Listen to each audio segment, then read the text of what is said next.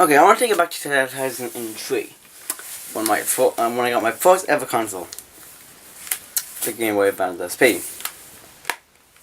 And when I got this pack came with Disney bundle, Finding Nemo, and Monsters Inc. And we all know how that game turned out. If you have not seen my reviews for those two, the links will be in the description.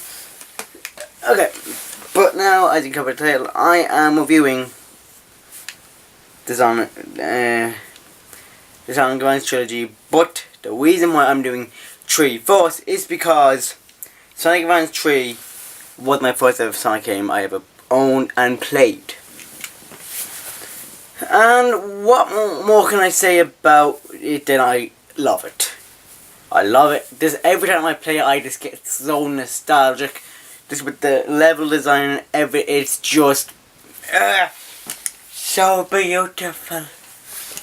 But okay, so literally it's just like the story of a normal Sonic the Hedgehog game that you see on the Genesis.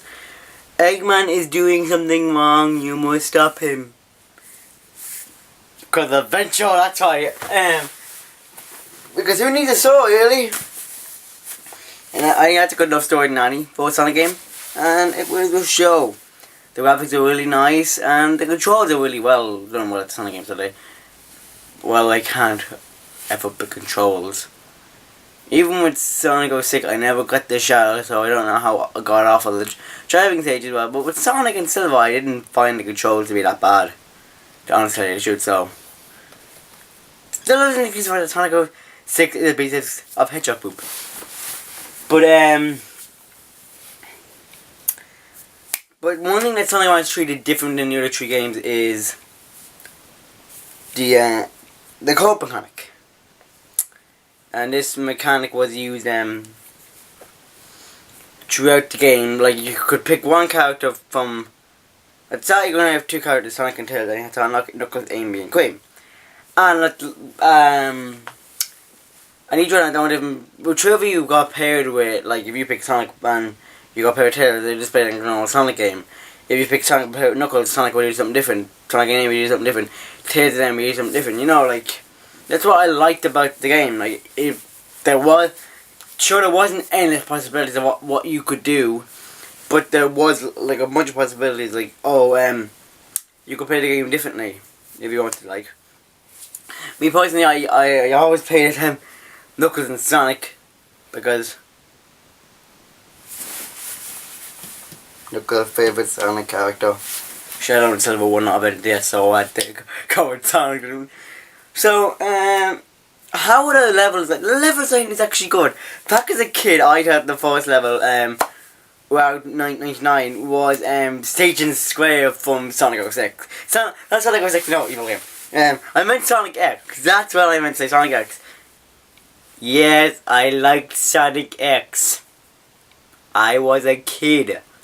I didn't know what 4Kids was. I didn't know that the only dub they did well was this. Shaman King. Only dub they did well. I'm sticking by that. Shaman King trial. People can say 4Kids is crap, but Shaman King, No, Shaman King trial.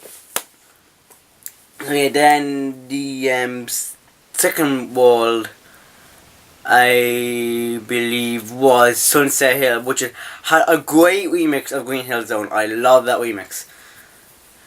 And then we had kind of a plant sort of level, like, not chemical plant, like a steam plant, something like that, I forget. Zone 4 was a carnival, and Zone 5 was an ice stage.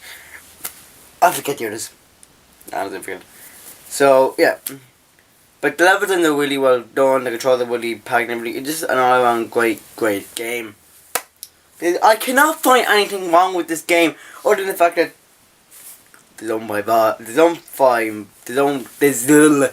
Zone 5 boss. Other than that, perfect game.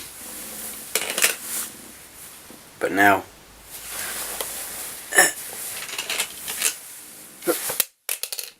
I wanted it for long.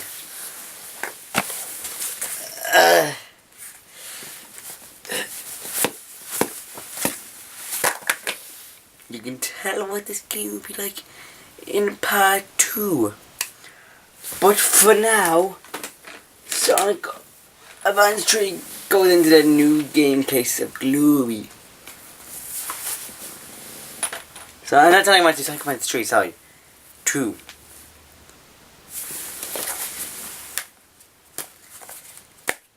That's next time.